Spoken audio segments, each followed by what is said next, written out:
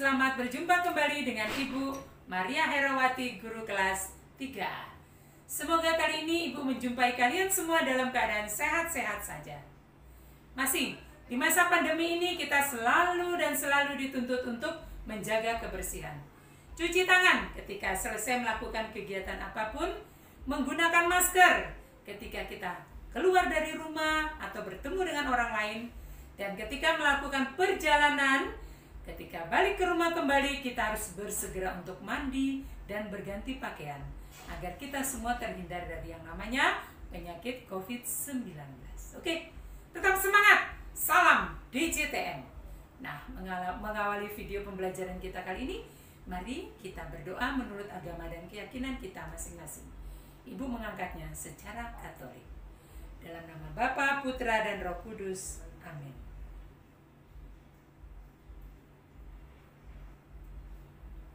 Dalam nama Bapa, Putra, dan Roh Kudus. Amin. Berdoa selesai. Nah, anak-anak, kali ini kita akan membahas tentang tema 3, subtema 3 dan 4 yang Ibu kemas menjadi 1, yaitu perubahan wujud benda dan keajaiban perubahan wujud benda di sekitarku. Anak-anak, banyak sekali benda di sekitar kita, bukan? Nah, ada pertanyaan. Apa saja benda yang dapat mengalami perubahan wujud itu? Di mana kita dapat menemukan benda-benda yang dapat mengalami perubahan wujud? Kapan benda mengalami perubahan wujud? Siapa yang dapat melakukan perubahan wujud pada benda? Mengapa benda-benda tertentu dapat mengalami perubahan wujud? Bagaimana proses terjadinya perubahan wujud benda? Nah, yang Ibu sebutkan tadi adalah kalimat-kalimat yang menghantar kita untuk mengetahui apa itu perubahan wujud benda. Mari kita lihat. Nah, dengan kata-kata tanya, kita dapat menggunakan kalimat yang menghantar kita untuk menemukan informasi tentang perubahan wujud benda. Di sana ada kata tanya apa, ada kata tanya di mana, ada kemudian kata tanya kapan, ada kata tanya siapa, ada kata tanya mengapa, ada kata tanya bagaimana. Nah, anak-anak, dengan kata-kata tanya tersebut kita dapat mengetahui informasi tentang perubahan wujud benda. Lalu informasi itu dapat kita temukan di mana, Bu? Informasi itu dapat kita temukan dalam sebuah teks bacaan tentunya. Oke. Nah, di dalam teks bacaan itu dapat kita temukan kata-kata baku tentang perubahan wujud benda. Apa itu kata-kata baku? Kata-kata baku adalah kata-kata yang ejaannya sudah benar, sudah menurut tata bahasa di dalam Kamus Besar Bahasa Indonesia. Nah, untuk mengetahui arti kata-kata baku, kita dapat menggunakan itu tadi, Kamus Besar Bahasa Indonesia. Mari kita melihat apa saja contoh perubahan wujud pada benda. Nah, di sini Ibu tampilkan ada kata mencair. Mencair, contohnya apa, anak-anak? Nah, anak-anak pernah minum es, bukan?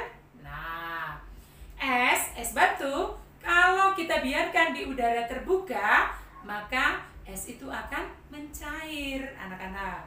Nah, ada kata membeku. Contohnya adalah telur. Telur ketika belum apa-apakan, telur ini mencair anak-anak di dalamnya. Nih, kita kocok-kocok, dia mencair. Tetapi setelah direbus, maka cairan yang ada di dalam telur ini menjadi beku, sehingga kita katakan membeku. Kemudian ada kata menguap. Contohnya apa, anak-anak? Nah, air yang dijerang oleh mama atau air yang direbus, air yang dimasak, itu ketika mendidih akan mengeluarkan uap yang terasa panas. Itu artinya menguap. Lalu ada kata mengembun. Apa sih, Bu? Contohnya mengembun ketika pagi hari, pagi-pagi subuh ya, kita berjalan di rumput, maka terasa kaki kita basah, atau kita sentuh lapisan atas daun, maka terasa tangan kita basah. Kenapa? Karena ada embun di atas rumput atau daun. Nah, itu mengembun. Nah, lalu ada kata menyublim. Contohnya apa, Bu? Kampert atau kapur barus. yang digunakan ibu untuk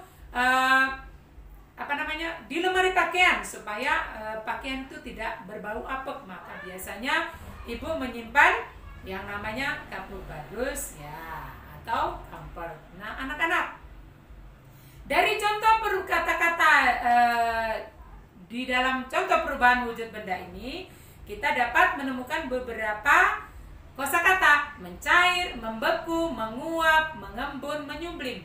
Lalu kemudian anak-anak ibu beri tugas. Tugasnya adalah menjawab pertanyaan. Pertanyaan dari mana? Pertanyaan dari penjelasan ibu tadi. Anak-anak nanti cari di dalam Kamus Besar Bahasa Indonesia apa arti dari kosakata mencair, menguap, membeku, mengembun, dan menyublim. Oke? Nah, sangat mudah bukan? Nah, anak-anak, kita beralih ke pembelajaran berikutnya. Ada berbagai peran yang dapat kita temukan, ya. Di sekolah kita dapat menemukan beberapa contoh wujud benda. Di antaranya adalah benda hidup, yaitu manusia.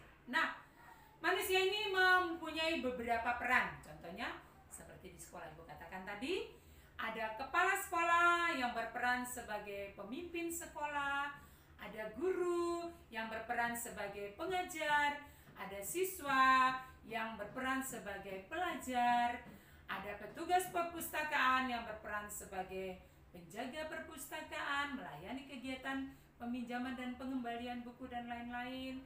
Lalu ada penjaga sekolah yang tugasnya menjaga keamanan sekolah, dan yang terakhir adalah satpam.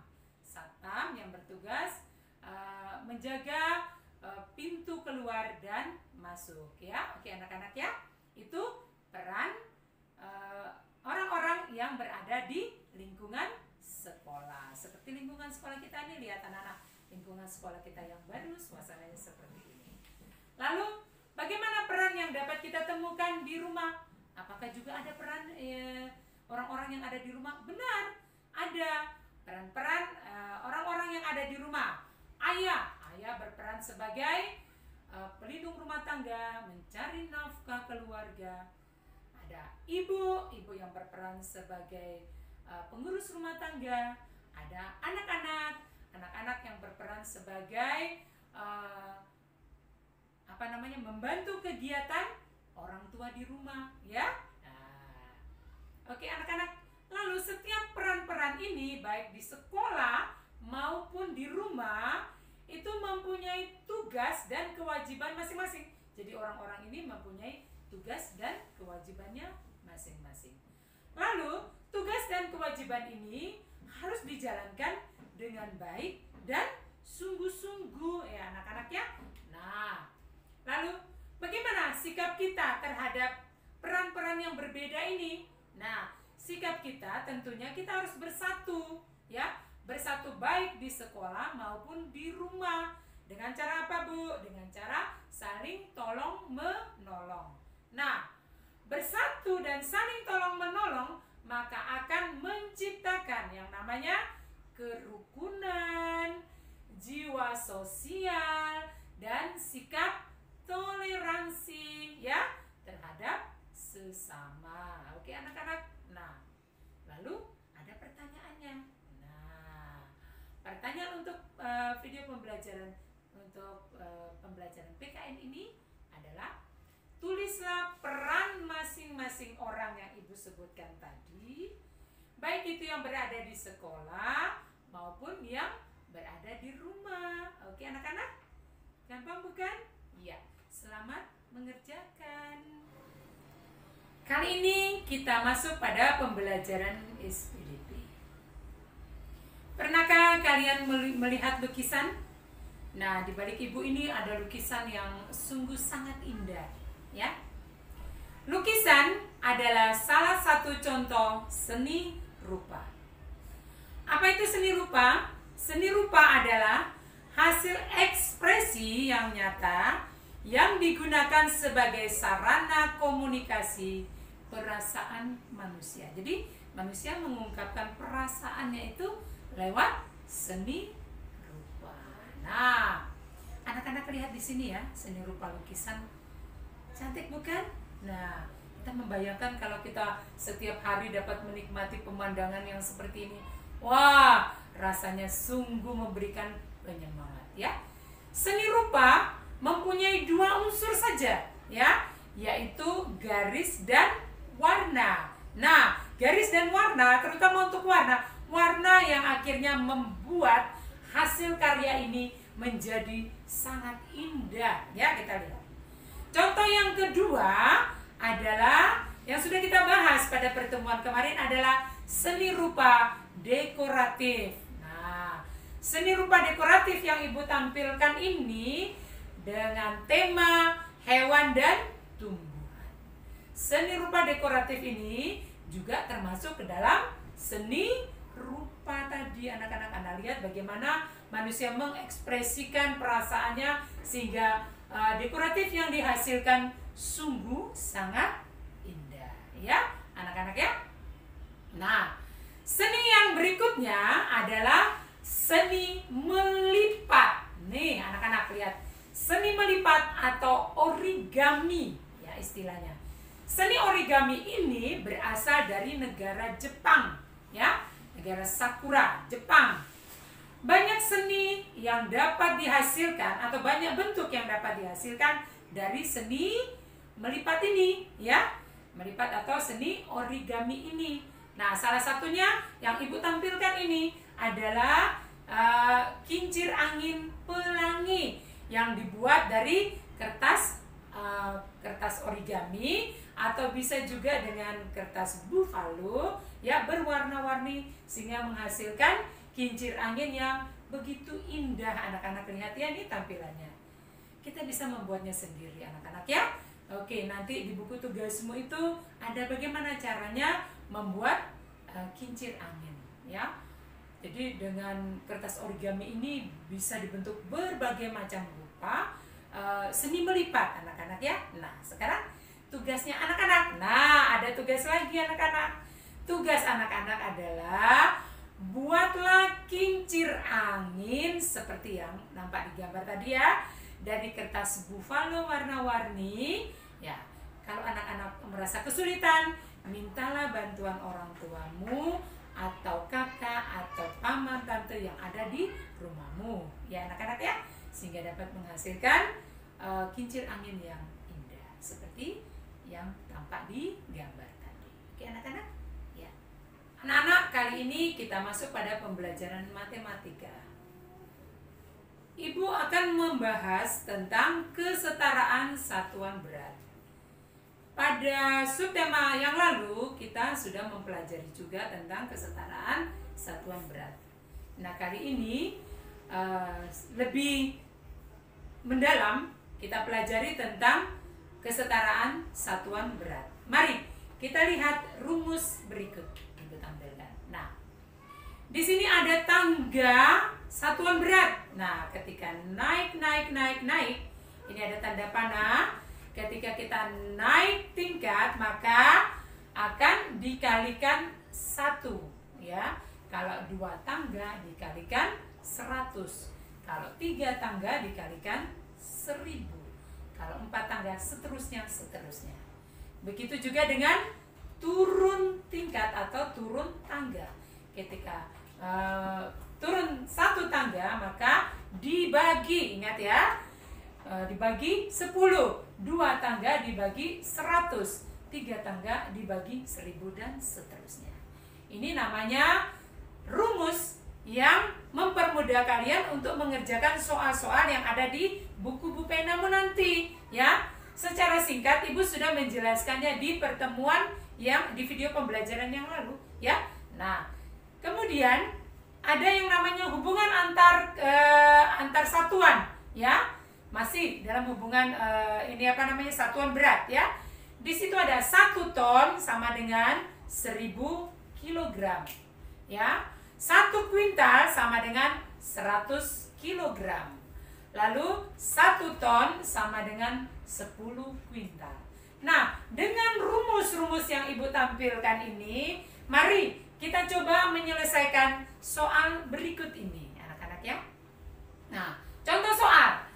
Tentukanlah hubungan antar satuan berikut ini. Nah, 3 kilogram sama dengan titik-titik Hg sama dengan titik-titik gram. Nah, berdasarkan rumus yang sudah Ibu tampilkan tadi, mari kita menyelesaikan. Penyelesaiannya seperti apa, Bu? Penyelesaiannya adalah 3 dikali 10 sama dengan 30. Dari Kg ke Hg tadi hanya 1 tangga turun. Maka dikalikan 10. Hasilnya adalah 30. Lalu dari Kg menuju G atau gram. Dari Kg menuju ke gram. Kita lihat anak-anak ya. 3 dikali 1000 ya. Berapa tangga? Karena melalui 3 tangga turunnya. Jadi 3 dikali 1000. Hasilnya sama dengan 3000. Jadi anak-anak ya. Jadi 3 kilogram sama dengan 30 Hg atau hektogram sama dengan 3000 gram ya. Itu untuk contoh soal pertama. Mari kita lihat contoh soal berikut ini. Nah, 2 kuintal sama dengan berapa Kg atau 2 kuintal sama dengan berapa Hg. Nah, di sini ya ada 2 cara yang dituntut. Nah, mari kita lihat anak-anak ya. Nah, penyelesaiannya 2 dikali 100, karena dari kuintal ke Kg itu rumusnya adalah 100. Maka 2 dikali 100 sama dengan 200. Lalu dari kuintal ke Hg itu 2 dikali 1000. Karena kuintal ke Hg itu rumusnya dikali 1000. Maka hasilnya sama dengan 2000. Maka hasil yang didapat dari 2 kuintal sama dengan berapa Kg sama dengan berapa Hg adalah, nah, 2 kuintal sama dengan 200 Kg atau sama dengan 2000 Hg. Oke anak-anak ya. Nah, mari kita lihat pada soal cerita menggunakan satuan berat tadi ya anak-anak ya. Fitri membeli 2 kantong gula pasir yang beratnya masing-masing 500 gram dan 1 kantong tepung terigu yang beratnya 1 kilogram.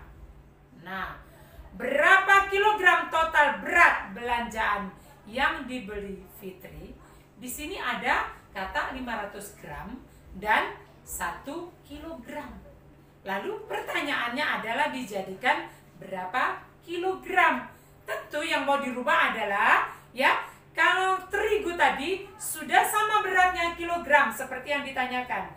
Tetapi untuk gula pasir itu yang harus kita rubah menjadi kilogram dulu. Maka penyelesaiannya adalah berat belanjaan Fitri pertama yaitu 2 dikali 500 gram ditambah 1 kilogram. Yang mana 500 gram? Itu tadi gula pasir. 2 kantong berarti 2 dikali 500. Berapa hasilnya? Baru ditambah dengan tepung terigu yang 1 kilogram. Maka penyelesaiannya adalah berat belanjaan Fitri tadi 2 dikali 500 gram ditambah 1 kilogram adalah, nah, 2 dikali 500 sama dengan 1000 gram ditambah 1 kilogram. Nah, anak-anak ya. Nah, maka dari 1000 gram ini dijadikan ke kilogram sama dengan 1 kilogram dan ditambah 1 kilogram hasil dari tepung terigu tadi, maka disimpulkan bahwa berat seluruh belanjaan Fitri adalah 2 kilogram. Ya anak-anak ya. Itu tentang satuan berat. Nah, anak-anak lihat berikutnya yang Ibu tampilkan ini adalah kesetaraan satuan waktu. Waktu itu biasanya diidentikan dengan jam ya anak-anak ya.